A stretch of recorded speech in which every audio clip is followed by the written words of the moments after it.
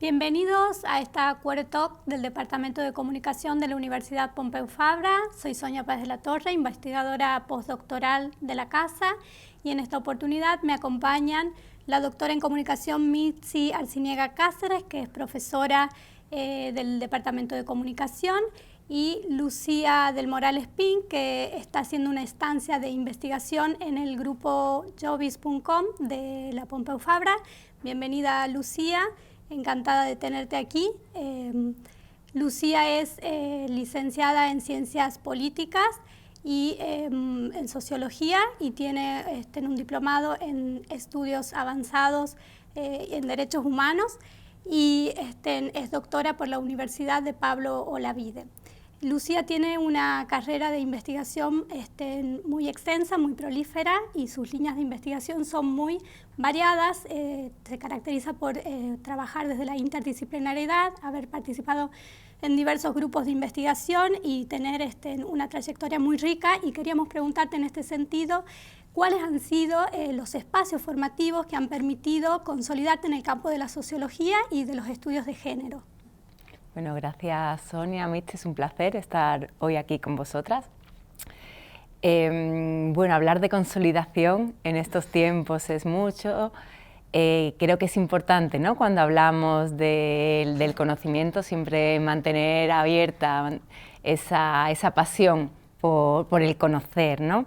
En este sentido, mi trayectoria formativa, en primer lugar en la Universidad de Granada, como en el grado de licenciatura entonces de Ciencias Políticas y Sociología, pero luego se ha ido abriendo a otros campos, ¿no? Y en ese sentido, en el 2006-2007 inicié mis estudios de doctorado en Derechos Humanos y pronto me integré en un grupo de economía feminista. El grupo de investigación ECOECOFEM, Economía Ecológica, Feminista y Desarrollo.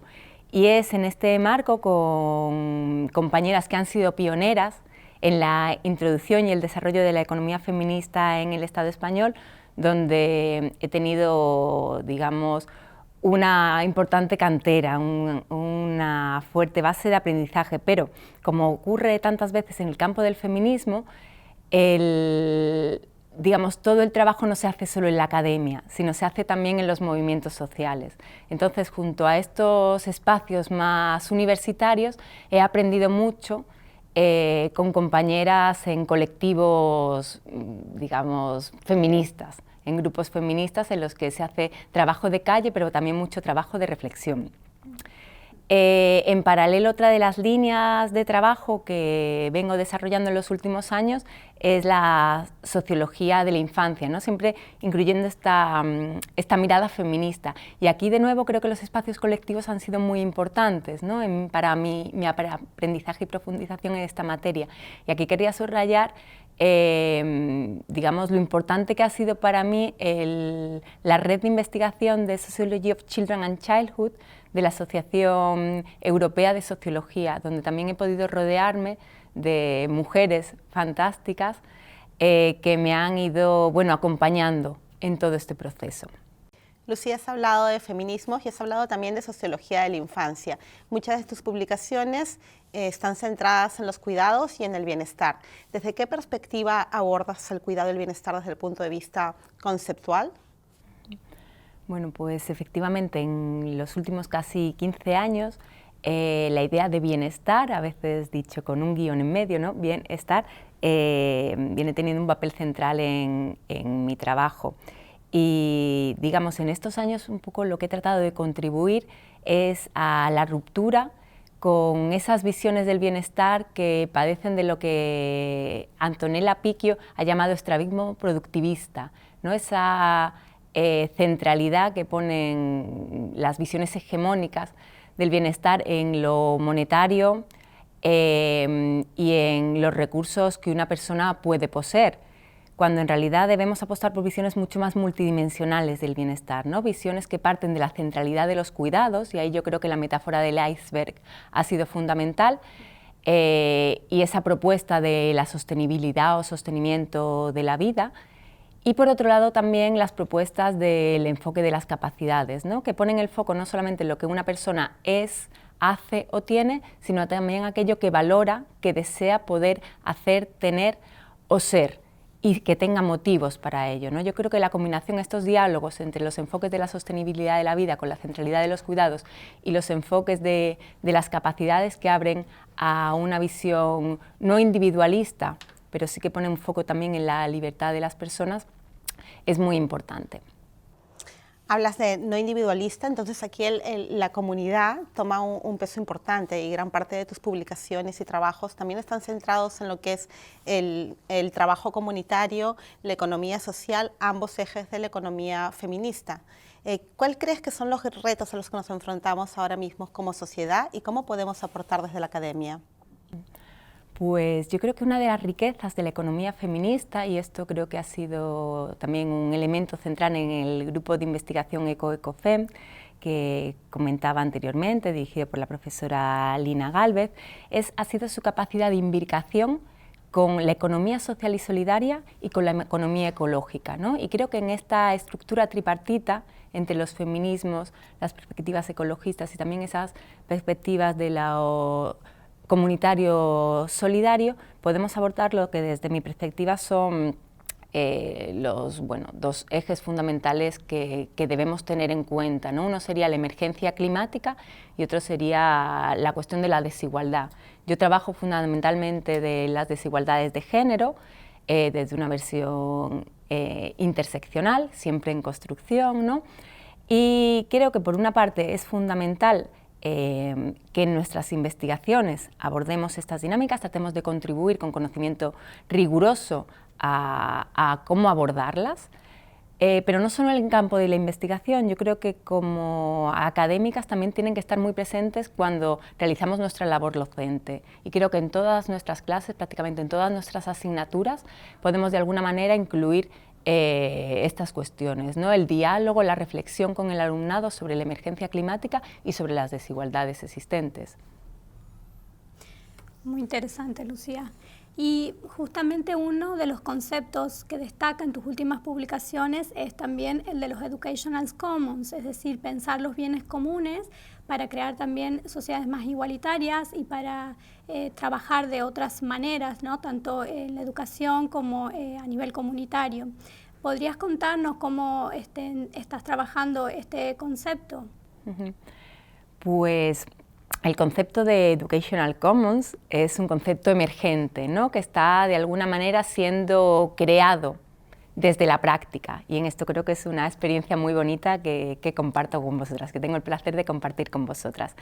La visión que tenemos de los Educational Commons es una visión que enlaza con esta idea de los comunes postcapitalistas, ¿no? Críticos con el sistema actual, y que parte de una consideración tripartita de los mismos, ¿no?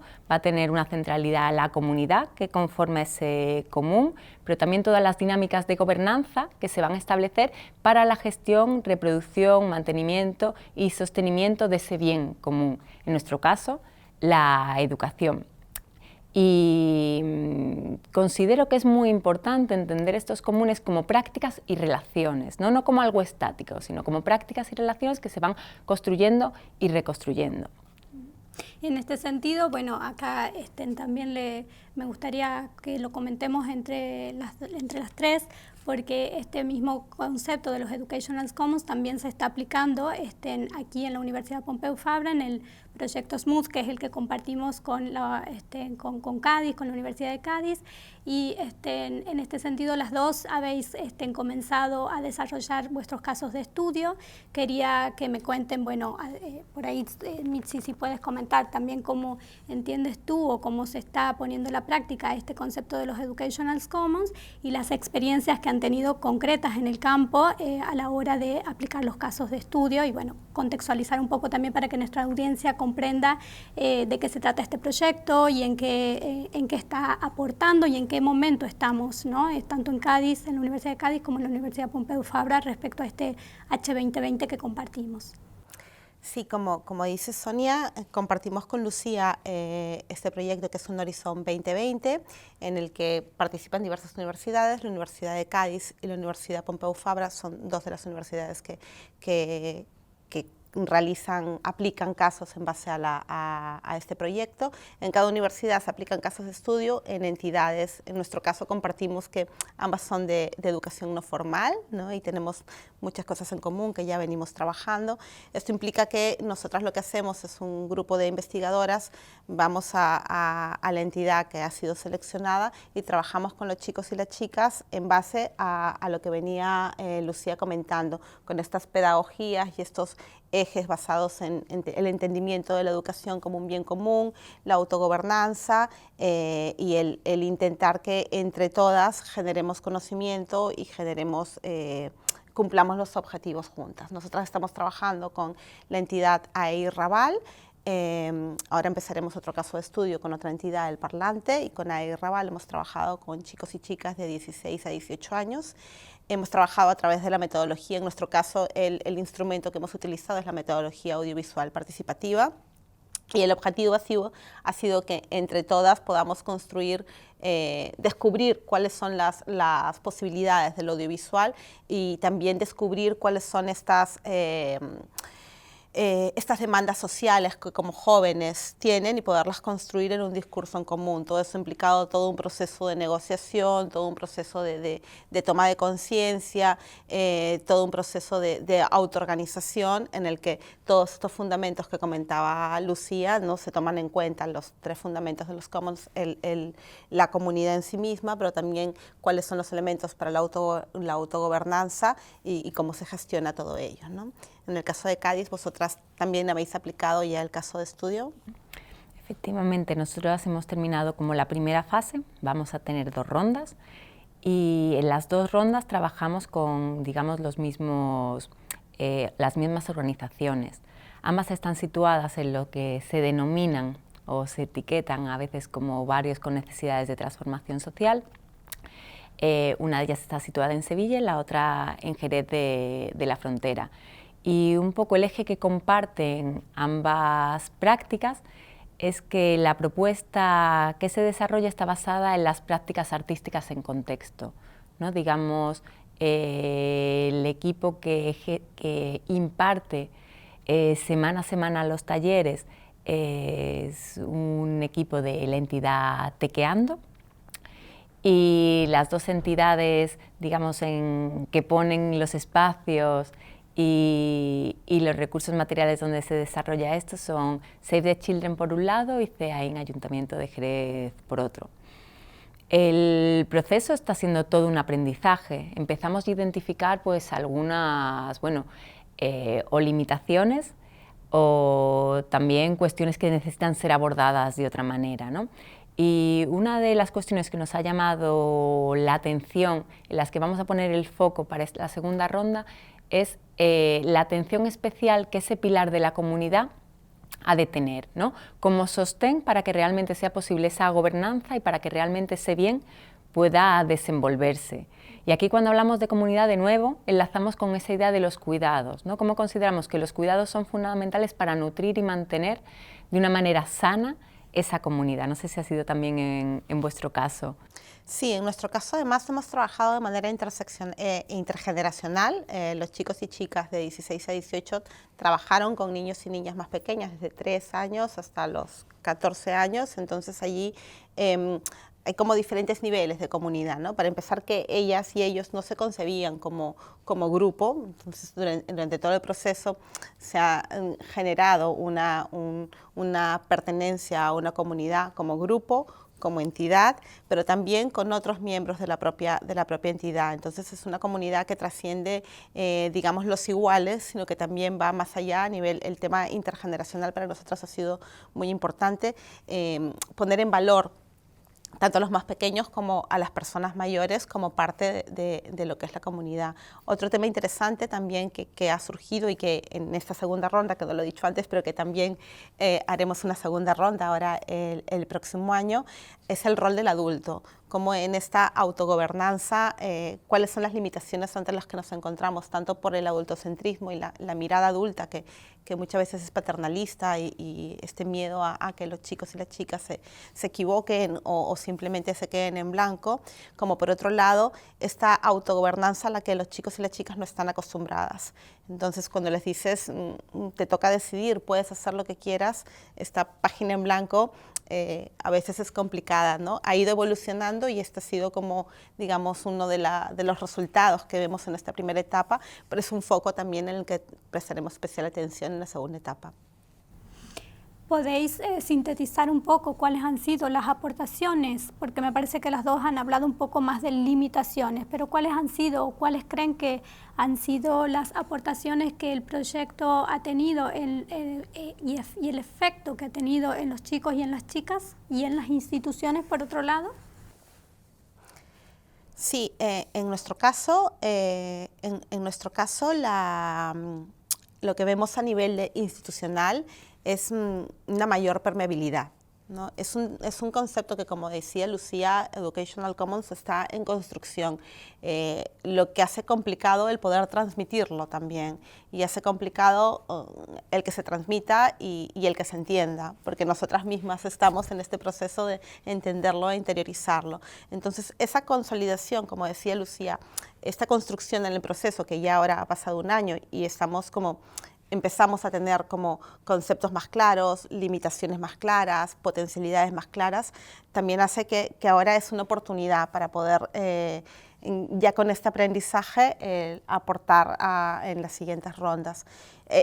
Creemos que ellas también han interiorizado las formadoras, queremos decir, de las entidades, han interiorizado ciertos pilares de los Commons y vemos que esto es una oportunidad y creemos que es un aporte importante. A nivel de chicos y chicas, siempre hablamos no podemos hablar de empoderamiento en sí mismo, pero sí de un cierto autodescubrimiento de ciertas capacidades, desde la autoorganización hasta la capacidad de aportar ideas que a lo mejor pensaban que no iban a ser válidas, y el hecho de hacerse cargo de algo y sacarlo adelante. Una demanda constante de ellas siempre era, ¿para qué voy a hacer esto si nadie lo va a ver? Siempre lo decían desde el inicio. Entonces, cuando ven que lo que hacen realmente tiene valor, y ya no solo porque esté colgado en un YouTube y tenga miles de visualizaciones, sino porque a lo mejor no tanto a nivel cuantitativo, sino a nivel cualitativo cala, esto creemos que sí que es un aporte para ellas y para nosotras. También hay un gran aporte para nosotras como investigadoras. No sé, en el caso vuestro. Pues por nuestra parte ha sido una grata sorpresa descubrir cómo en las primeras reuniones para esta segunda ronda, las entidades con las que trabajamos ya han manifestado como la voluntad, el deseo de incorporar esta idea, esta visión de los comunes educativos como algo propio en sus entidades, no algo que permanezca una vez el proyecto finalice. Y esto para nosotras es muy importante, ¿no? Porque vemos que realmente para ellas tiene sentido. En cuanto a las chicas y a los chicos, ha sido muy interesante ver cómo la herramienta del arte, que de alguna manera sí que estaba desde el inicio conectada con la visión de los Educational Commons, puesto que las pedagogías Reggio Emilia, donde el papel del atelier y del atelierista cobra un rol muy relevante, también puede aplicarse al campo de la adolescencia o juventud, ¿no? Desde el principio veníamos dialogando en el equipo de investigación del proyecto cómo estas metodologías pedagógicas que estaban en la base de los comunes en realidad habían sido fundamentalmente puestas en prácticas en espacios formales de educación primaria o incluso educación infantil. Y nosotras íbamos a dar el salto a espacios de educación no formal y con adolescentes. Bueno, pues vemos como esta idea del atelier, esta idea de las prácticas artísticas en contexto, que es el concepto que utiliza Tequeando, sí cala entre los chicos y las chicas. Me gustaría también preguntarles a ustedes como investigadoras, que son las que están además coordinando estos proyectos y aplicándolos y supervisando toda la gestión, ¿cuáles creen que son las claves y las mejores maneras, por así decir, de involucrar a los niños y a las niñas en proyectos educativos, en proyectos de investigación y en este caso, ¿no? Con este matiz además educativo, ¿no? ¿Qué cosas creen que hay que tener en cuenta?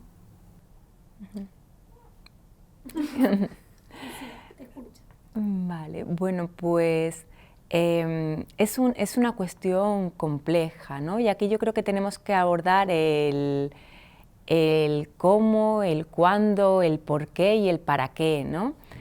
Por una parte yo creo que es una cuestión de justicia epistémica, ¿no? Enlazando de nuevo con lo que es el pensamiento feminista, consideramos que hay personas que pueden estar en una posición privilegiada para conocer determinadas realidades y los chicos y las chicas, las jóvenes, están en una posición privilegiada para generar conocimiento sobre su propia realidad. Entonces este es un punto, el por qué involucrarlos, ¿no? En el para qué yo creo que tiene que ver también con que el conocimiento que ellos generen realmente tenga un impacto, por ejemplo, pueda alimentar, nutrir el desarrollo de políticas públicas que vayan a influirles, que al final son todas, ¿no? Puesto que conformamos la sociedad. Pero claro, luego tenemos el cómo y el cuándo, y yo creo que en general hemos sido mucho más hábiles a la hora de, me refiero como en general la comunidad académica, a la hora de incorporar a los jóvenes, a las niñas y niños como generadores de información, ¿no? En esa fase de recogida de información. Y yo creo que tenemos que avanzar en la inclusión de ellas y ellos, tanto en la fase de diseño como en la parte de análisis y de difusión de resultados, ¿no? Y creo que hacia allí debemos avanzar.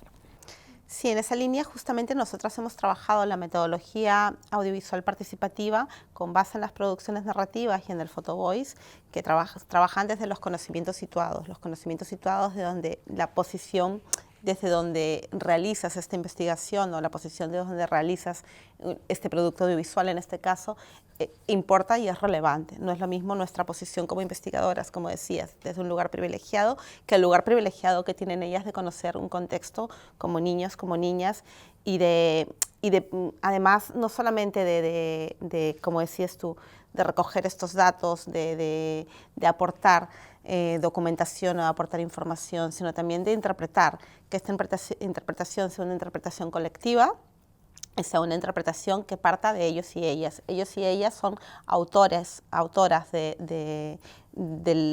tanto en este caso del producto audiovisual, pero también de la interpretación de estos discursos, del análisis, por tanto son coautoras de la investigación.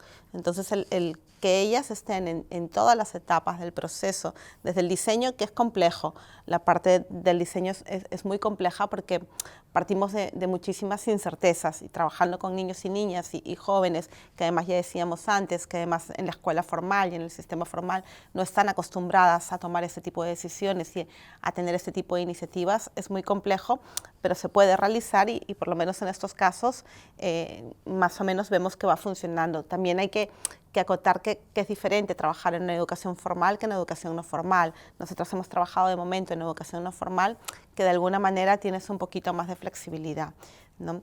Y bueno, pero aparte de este diseño y la típica recogida de datos, nos parece básica esa reinterpretación y hacemos el paralelismo de lo que sería la reinterpretación de lo que es un análisis de resultados en una investigación típica con lo que sería el análisis de sus propios productos audiovisuales, ¿no? Esa reinterpretación y volver a lo que han dicho, a lo que no han dicho, es un ejercicio tanto de introspección para ellas, de autodescubrimiento, como para nosotras de abrir otras miradas que desde nuestro punto de vista adulta y académica no seríamos capaces de llegar a esos puntos.